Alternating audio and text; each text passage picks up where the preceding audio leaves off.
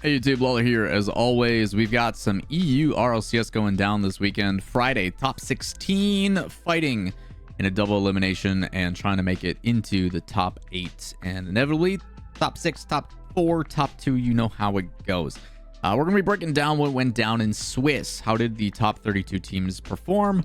What gave us our top 16? And who plays who in the first round? That's right. We don't want to wait for the RLCS admins to post it because we can do the math ourselves. So at the end of the video, if you guys want to see who is playing who, stick around and wait a little bit. We'll get that going. And if you guys want to stay up to date, all things Rocket League, like, subscribe, notifications. I got you. Stop by the stream. We'd love to have you. With that said, taking a look, Group A and then Group B, we're going to focus in some interesting results here, to say at the least. Number one, K Corp can bleed. They are not perfect, and they lose to my team that I'm definitely biased towards. It's NIP. NIP having a really strong showing and the hardest schedule to do it. Their Bukals is +5 going up against K Corp, GK, and the new mates with Eugen. So really good start and a really good look for Ninjas in Pajamas as they try to bounce back. I'm telling you guys, there's so much potential in that team. And when we talk about Europe and we go to the World Championship, when there's going to be 5 rosters between NIP, K Corp, Mates, Dig, Vitality, what could be this new BDS roster, maybe 100%. Like, you scary, bro. There's some really good teams, especially if they get that last chance qualifier and add a 5th. Who knows who's going to make it? So very much so looking forward to that. The big surprise for me was Synergy going 3-0. Obviously, they had a little bit easier path in beating Bill's Balls, Cloud Esport, and their biggest competition being Fast Forward in the 3-0 round. Fast Forward did make a change recently as well, so make sure you pay attention to them as they look pretty solid. But GK and K Corp, surprising to see them 3-1. Mates being 3-2 is no surprise. The good thing for Mates, the only people they're losing to are teams that I both consider in the top 5 in their region, so should get a little bit of leeway on that, but they are otherwise sweeping their competition. My concern is always going to be for Mates. It's going to take time for them to grow and develop with Eugen. Give it some time, but is it going to be too little too late? At the end of the day, Mates has to find ways into top 4s, but if they can't beat the top 4 in front of them, teams like Vitality, teams like Dignitas, teams like NIP, they're going to continue to be sitting out and not go into a major. Not a good start for them. Glad to see they took a game off, but got to be careful. Got to be careful. These are the games that they need to play closer to show that they have capabilities of being there. So glad to see them still make top 16 and give themselves a chance.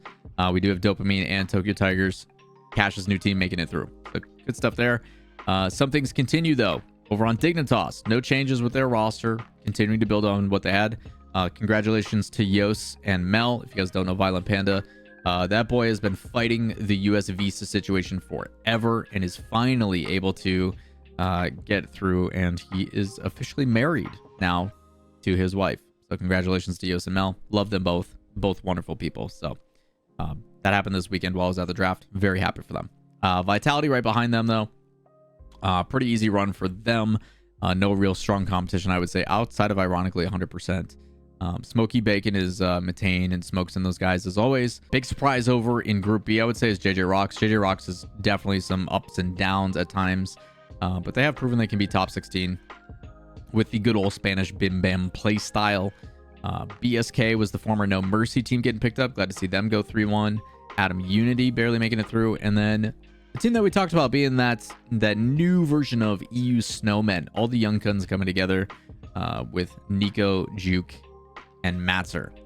They are able to qualify. Losses coming to Dignitas and JJ Rocks, but still beating teams like Sick that have been top 16 and Pickup FC, which has some bets on it. So glad to see them doing well. Happy to see that. Again, people asking in chat as well, what is Bukals? Their Bukal score is strength of schedule. It is Ninjas in Pajamas went 3-0, so that's 3. This team is -1. This team, which is Bills, went 1-3, so it's -2. And then Mates went 3-2. So you're taking the results of all their teams. So whatever their match results are of all the competition they played, you add those together, +5. So what that's basically saying is the teams that NIP played are some of the best, and their strength of schedule is very difficult. Therefore, they get seeding advantages over other teams like Synergy, where Synergy played Bills, which was -2, Cloud, which was -1, so it's now -3, and then Fast Forward, who was 3-1, so +2 and -3.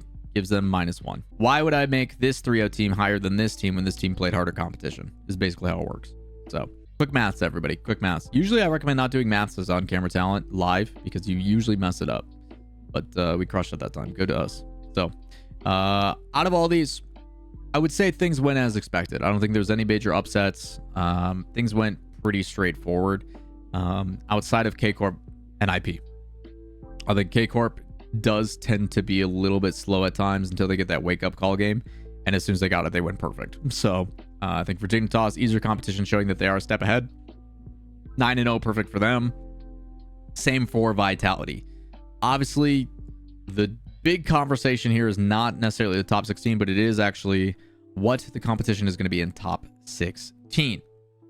So with this, with RLCS seeding and boot goals, we have it listed for you guys so we can go over how these matches actually pan out. So the way that they do these now is they do these based upon groupings. We've talked about this for NA as well, based upon their seeding and the results. So you have 1A, 1B, 2A, 2B. So you take all the teams that are 3-0, you pair them all together, and you base them based upon their seeding. So A group versus B group.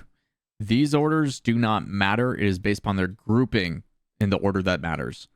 And you go down the list. You pair all the 3-1 teams together. Who's coming from A, who's coming from B. And then you do the same thing. Who's coming from A, who's coming from B based upon who went 3 and 2. After all these results pair out, they have changed it now with boot goals. There's two things that I didn't recognize in the NA that we're going to talk about here. The first thing is with boot goals, you are now just picking the inverse. Who is the highest team versus the lowest team in the opposite group? And they're just doing the opposites. Makes it really, really easy to plug and play, which gives us all of our matches. NIP versus 100%. This is Smoky Bacon Association that smokes methane and those guys. Vitality versus Dopamine. So SBA versus K Corp. Vitality versus Dopamine. Fast Forward versus Atom Unity. And then Group B. Dig versus Tokyo Tigers. GK versus PSK. Synergy versus BDS. And JJ Rocks versus Mates. The thing that I forgot they changed this split is the top 2 teams coming out of top 16 no longer play each other for seeding. They have actually reduced 2 games from the series. In the past, when we look at the bracket, so Group A is going to be these teams here. So this will be NIP versus 100%, SBA versus K Corp, so on and so forth.